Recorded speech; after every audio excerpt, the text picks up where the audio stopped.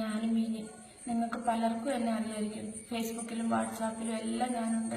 കാണുവാനില്ല എന്ന് പറഞ്ഞാൽ എൻ്റെ 3 മക്കളുടെ ഫോട്ടോ ഉണ്ട്. നിവൃത്തികേട് കൊണ്ടാണ് ഇന്ന് നിങ്ങളുടെ മുന്നിൽ എനിക്ക് വരേണ്ടി വന്നത്.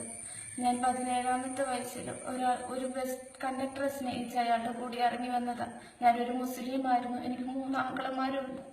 ഇയാളൊരു ഹിന്ദു. കൂടെ ഇറങ്ങി വന്നത് ഒന്നിച്ച് ജീവിക്കാൻ എത്ര കഷ്ടപ്പാടുണ്ടെങ്കിലും ഒന്നിച്ച് ജീവിക്കാന്ന് വിചാരിച്ച. പക്ഷെ വന്ന് 1 മാസം തികയുന്നതിന് മുമ്പേ ജീവിതത്തിൽ പ്രശ്നങ്ങളായി.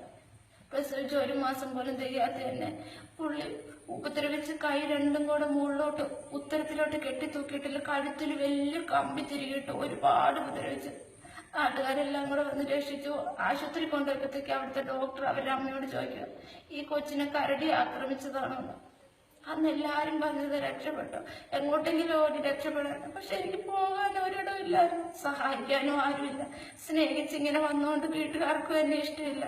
അതുകൊണ്ടുള്ള പറ്റിയൊരവസ്ഥയാണ്. പക്ഷെ പുള്ളി എന്നെ സഹായിച്ചെന്നുള്ള പേരിൽ നാട്ടുകാർക്കെതിരെ പരാതി കൊടുത്ത് അവരോട് നഷ്ടപരിഹാരം മേടിച്ചു. ഇതാണ് ലൈഫ്. ഞാൻ വന്നു കഴിഞ്ഞപ്പോഴത്തേക്കും പുള്ളിയുടെ അനിയന് 7 വയസ്സേ ഉള്ളൂ. ആ കൊച്ചിനെ കുളിപ്പിക്കുന്നതും സ്കൂളിൽ ഒരുക്കി വിടുന്നതും എല്ലാം ഞാനായിരുന്നു. പക്ഷെ പുള്ളിക്ക് ആ കൊച്ചിനെ കുറിച്ച് വരെ എന്നെ സംശയം. ആരോടും മിണ്ടാൻ പാടില്ല, ആരെന്നെ പറഞ്ഞാലും പുള്ളിയോട് പറയണം.